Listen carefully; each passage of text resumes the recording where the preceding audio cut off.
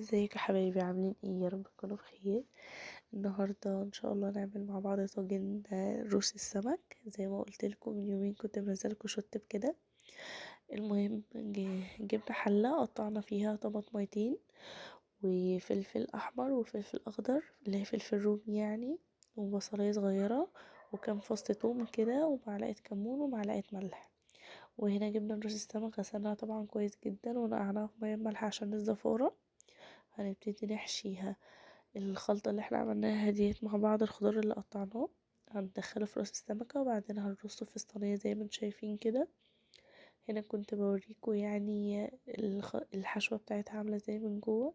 هنسيبه على نار هادية تماما، وبعدين هنغطيه طبعا، ونزود له ربع كوباية مية، مش هنكتر قوي، ونغطيه ونستنى عليه. ومش بياخد وقت خالص، بالظبط ربع ساعة بيبقى خلاص خلص.